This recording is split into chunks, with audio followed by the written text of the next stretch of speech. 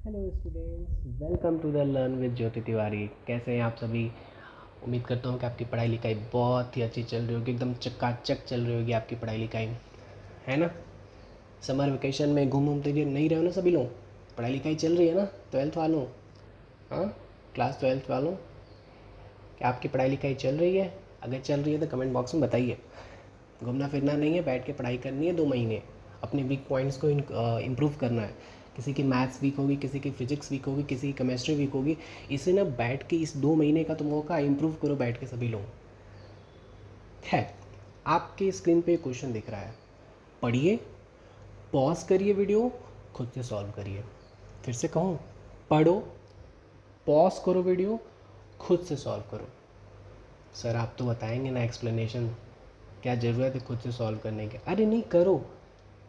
हो सकता है क्वेश्चन आपके लिए न्यू हो, और हो सकता है क्वेश्चन बन जाए और आपको अच्छा लगे अंदर से, अरे यार मैंने तो इलेक्ट्रोस्टैटिक पढ़ लिया है, बन गया क्वेश्चन मेरे से। खुद से सॉल्व करो, गलत ही होगा सही होगा, खुद से सॉल्व करो। चलिए, मैं मानता हूँ कि मेरे इंस्ट्रक्शन का फॉलो आपने किया होगा, आपने वीडियो पॉज किया होगा, खुद से सॉल्व किया होगा, आपका आंसर आ गया होगा। नहीं आया होगा तो कोई बात नहीं, मेरा एक्सप्लेनेशन आप देखिए, ध्यान से देखिए। Two charge of equal magnitude are separated by some distance. If the charge are increased by 10%, to get the same force between them, their separation must be option A increased by 21%, option B increased by 10%, option C decreased by 10%, and option D last वाला none of above। तो सही बात है भाई, हमें पता है कि ये कूलम्स लॉ से रिलेटेड एक क्वेश्चन है, प्यारा सा क्वेश्चन है भाई। हमें कूलम्स लॉ के बारे में हमारे सर लोगों ने पढ़ाया, आपके स्कूल में सर लोगों ने पढ़ाया होगा, कोचिंग में सभी लोगों ने पढ़ाया होगा, और सब ने सेम पढ़ाया होगा। और यही होता है ये कूलम्स लॉ की। Coulomb's law states that it is the force of interaction between two point charges directly proportional to the product of their charges and inversely proportional to the square of distance between them. Product of point charge होता है, ठीक है। तो जैसा कि ये जो Coulomb's law मैंने आपको बोल के बताया, वो लिखा भी है, आपको दिख भी रहा होगा, स्क्रीन पे आपको दिख रहा होगा कि मैंने ये सारी चीज़ें ऑलरेडी लिख चुकी है। तो क्या इससे क्वेश्चन बन जाएगा? नहीं, तो ये तो मतलब एक रटा रटाया टाइप का हो गया, इससे क्वेश्चन तो बनेगा नहीं। आपका कॉन्सेप्ट सही होना चाहिए। क्वेश्चन में सीधे सीधे बोल रहा है कि पहले चार्ज का जो मैग्नीट्यूड था वो एग्जैक्टली दोनों के दोनों सेम थे, उन दोनों का जो डिस्टेंस थे, दोनों की जो डिस्टेंस थी वो भी सेम थी। मतलब दो चार्ज था, उसका मैग्नीट्यूड क्या था, Q1 Q2 होगा मान लेते हैं, और उनके बीच की डिस्टेंस क्या होगी, R होगी, ठीक है। तो भाई केस फर्स्ट में F इज इक्वल टू हम लोग मैथमेटिकली लिखते हैं ना, Q1 into Q2 upon R square, जहाँ K हमारा जो होता है वो प्रोपोर्शनलिटी कांस्टेंट होता है, सबको पता है, ठीक है। तो भाई केस वन था जो आपके क्वेश्चन का फर्स्ट हाफ था। क्वेश्चन के सेकेंड हाफ में भाई साहब ने बोल दिया कि if the charge are increase by 10% to get same force between them, their separation must be. अब आपके जो चार्ज है, ठीक है, वो इंक्रीज़ कितने हो गए, 10% हो गए। तो भाई जब 10% हो गए और फोर्स भी सेम है, तो उनके बीच की डिस्टेंस पे क्या इफ़ेक्ट पड़ेगा? क्या उनका सेपरेशन घटेगा या बढ़ेगा? यही तो पूछ रहा है आपसे, ठीक है। आपका आंसर आ गया होगा, अच्छी बात है। चलिए देखते हैं इसमें। भाई जब चार्ज का मैग्नीट्यूड 10% बढ़ गया, तो अब वो चार्ज कितना हुआ, 1.1 इंटू Q1 हुआ कि नहीं हुआ? सर इसमें पता है बहुत लोग परेशान होते हैं, एक नॉर्मल स्टूडेंट तो इसी में परेशान रहता है, एक्सक्यूज़ मी सर ये कैसे हो गया, वो इसी में परेशान रहेंगे कि सर ये आपने 10% ऊपर वाला तो समझ में आ गया, केस फर्स्ट ये तो मज़े मज़े में था, ये नीचे वाला सर ये वाला फिर से बता दीजिए ये क्या है। एक नॉर्मल स्टूडेंट जिसको फिजिक्स से डर लगता है ना, वो ये इसी में परेशान रहता है कि सर ये 10% बढ़ने का मतलब कैसे, सर ये 1.1 इंटू Q1 कैसे हो गया सर पहले तो F इज इक्वल टू के Q1 इंटू Q2 अपन R स्क्वायर था अकॉर्डिंग टू क्वेश्चन, उसके बाद सर 10% बढ़ने के बाद सर आप कह रहे हैं F इज इक्वल टू के। अच्छा, क्योंकि एफ क्यू, क्योंकि क्वेश्चन में कह रहा है कि फोर्स तो सेम है, तो इसीलिए मैंने बोला f इज इक्वल टू के। अब Q1 की जगह आप डिस्टर्ब करने वाली बात बोल दी है सर। आप Q1 की जगह आप बोल रहे हैं सर कि 1.1 इंटू Q1, ये कहाँ से आ गया सर? अरे भाई क्वेश्चन में कह रहा है 10% बढ़ गया है सर, 10% बढ़ गया है तो 1.1 कहाँ से आ गया? इसी में नॉर्मल स्टूडेंट परेशान रहते हैं। उम्मीद करता हूँ कि बहुत सारे लोग नहीं परेशान होते होंगे, लेकिन पता है 100 में से, मैं ऑफलाइन जब पढ़ाता हूँ तो 100 में से 70 से 80 बच्चे इसी में परेशान रहते हैं। लेकिन पूछेंगे नहीं, बेइज्जत हो जाएगी। टीचर से अगर पूछा जहाँ तो टीचर बेइज्जत करेगा।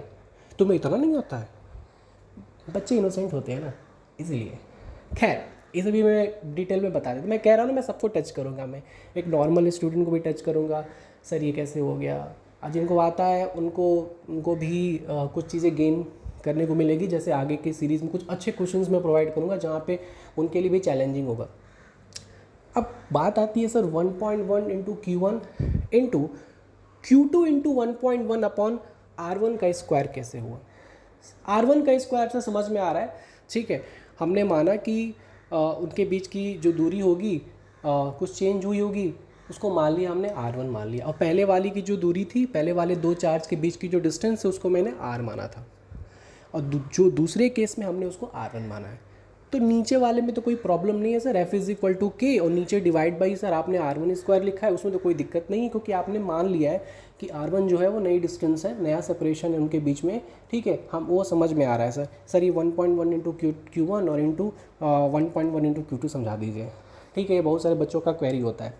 अरे भाई चार्ज, और बच्चे पता नहीं क्या क्या सोच लेते हैं कि सर 10% बढ़ने का मतलब पता है क्या होता है सर? हम बताएं सर क्या होता है सर? 10% बढ़ने का मतलब होता है ना सर, Q1 इंटू 10 और डिवाइड बाई 100, बस हो गया। अरे तो उस हिसाब से तो 0.1 K1 हो गया ना। हाँ तो सही तो है सर, फिर 1.1 क्यों हो गया सर? तब गलत पढ़ा रहे हैं सर आप। अरे गलत नहीं पढ़ा रहे, तू गलत सोच रहा है। किसमें 10% इंक्रीज हुआ है? उस Q1 अंकल में, जो पहले Q1 था, अब उसमें 10% इंक्रीज हुआ है। समझ रहा है तू? हाँ सर, ओके। मतलब पहले Q1 था, अब जो दूसरा होगा वो उसमें 10% इंक्रीज हुआ होगा। अच्छा, तो मतलब पहले Q1 था, ठीक है, और दूसरे केस में Q1 इंटू 10% करेंगे, तो Q1 इंटू 10 डिवाइड बाई 100, तो ये हो जाएगा 0.1 Q1। ये दूसरे वाले केस में क्या आएगा? 0.1 Q1। और उसमें ऐड भी तो करोगे, 0.1 Q1 बढ़ा किसमें? 0.1 Q1 बढ़ा किसमें? अरे उस Q1 में। हाँ, तो Q1 प्लस 0.1 तो कितना हो गया? 1.1 Q1 हुआ। अच्छा, अब समझ में आया सर। अब भी समझ में नहीं आया तो मेरे को कमेंट बॉक्स में बताना, मैं फिर से बता दूंगा। तो वही हाल Q2 के साथ भी हुआ होगा। इसीलिए ये जो मैथमेटिकल एक्सप्रेशन दिख रहा है डरावना सा, f इज इक्वल टू के 1.1 Q1 इंटू Q2 इंटू 1.1, वो रीज़न वही है। एक्चुअली ये बेसिक मैथ्स है जो 7 और 8 की होती है, ठीक है। पढ़ते पढ़ते हम लोग भूल जाते हैं। कभी कभी ये छोटी छोटी चीज़ें भी बहुत प्रॉब्लम क्रिएट करती है। तो f इज इक्वल टू के 1.1 into Q1 into Q2 into 1.1 upon R1 square आया। इसे हम लोग इक्वेशन नंबर 2 मानते हैं, और ऊपर वाले को इक्वेशन नंबर 1 मानते हैं। दोनों को इक्वेट कर देते हैं। अब सर आपने दोनों को इक्वेट क्यों किया? अरे भाई अकॉर्डिंग टू क्वेश्चन वो कह रहा है ना कि to get same force between them, दोनों के बीच में सेम फोर्स लग रही है, तो दोनों फोर्स को हमने इक्वेट किया। जब दोनों फोर्स को इक्वेट किया ना, तो इक्वेट करने से जो k था, और इक्वेशन नंबर 1 में जो k था और इक्वेशन नंबर 2 में k था, वो कैंसिल आउट हो गया। फिर इक्वेशन नंबर 1 में जो Q1 और Q2 जो मैग्नीट्यूड था, वो कैंसिल आउट हो गया इक्वेशन नंबर 2 के Q1 और Q2 के मैग्नीट्यूड से। बचा क्या रह गया? बचा रह गया लेफ्ट हैंड साइड में 1 अपॉन R स्क्वायर, और is equal to right hand side में 1.1 और इंटू 1.1 क्या हो गया? ये आपका मल्टीप्लाई होके हो गया 1.21 और डिवाइडेड बाई R1 का स्क्वायर। ठीक, इसके बाद की मैथ्स तो आपको आती ही होगी, आप क्रॉस मल्टीप्लाई कर लीजिए और एक रिलेशन निकल के आएगा R1 is equal to 1.1 into R। मतलब डिस्टेंस कितनी बढ़ी है भाई साहब? 10%। डिस्टेंस बढ़ गई है 10%, तो यानी ऑप्शन जो है वो होगा इंक्रीज्ड बाई 10%। ठीक है, इतना मैंने एक्सप्लेन इसलिए किया ताकि आप नया क्वेश्चन लगा सको। कहीं डिक्रीज्ड बाय 10% बोल देता तब क्या होता। ठीक है, इसलिए जानबूझ के मैंने इतना एक्सप्लेन किया। इतना एक्सप्लेन कोई नहीं करता है। ठीक है, मैंने जानबूझ के किया ताकि एक नॉर्मल स्टूडेंट जिसको फिज़िक्स से कोई मतलब नहीं है, 12th के बाद उसको कुछ और करना है, तो उसे भी क्लियर हो जाए। और जो अच्छे बच्चे उनको तो ऑलरेडी आ ही चुका होगा, वो नंबर ऑफ़ शॉर्ट ट्रिक्स जानते होंगे। मैं नंबर ऑफ़ शॉर्ट ट्रिक्स भी बताऊंगा। शॉर्ट ट्रिक्स वगैरह कुछ होती नहीं है, सब कॉन्सेप्ट होता है, उसको शॉर्ट ट्रिक्स बना दिया जाता है। ठीक है, जब तक आप फिज़िक्स ऐसे पढ़ोगे नहीं ना, थॉट प्रोसेस आपका बिल्डअप नहीं होगा। ठीक है, तो मेरे हिसाब से ऑप्शन बी जो है वो करेक्ट। ठीक, तो इसी तरीके के वीडियोस और शॉर्ट्स को अगर आपको मेरे अच्छे लग रहे हैं तो इसे आप कमेंट में बताइए। और अगर मैं कुछ इम्प्रूव कर सकता हूँ तो भी बताइए। और कोई चीज़ समझ में ना आ रही है तो कमेंट बॉक्स में लिखिए और फॉरवर्ड करते रहिए अपने ग्रुप में। अपने स्टूडेंट्स को बताइए कि इस चैनल के बारे में कि यहाँ पे कुछ अच्छे अच्छे क्वेश्चंस प्रोवाइड किए जाएंगे, क्वेश्चन सीरीज़ प्रोवाइड किए जाएंगे। कमेंट बॉक्स में आप लिखिए कि अगला टॉपिक क्या हो सकता है जिसको आपको समझ में नहीं आता है, तो मैं उसको अच्छे से मैं उसको इस चैनल पे एक्सप्लेन करूँगा मैं। ठीक है, तो आप बताइएगा कि सर इस टॉपिक को आप एक्सप्लेन करिए, टॉपिक मेरे को समझ में नहीं आ रहा है। ठीक है, अगेन मैं उम्मीद करता हूँ कि क्वेश्चन आपको समझ में आ गया होगा। अगर नहीं आया है तो फिर से मैं एक्सप्लेन करूँगा। ठीक है, आप कमेंट बॉक्स में बताइएगा। मैं उम्मीद करता हूँ कि आ गया होगा ये क्वेश्चन समझ में। चलिए, thank you so much. Like और सब्सक्राइब का बटन दबाते रहिएगा। Bye bye.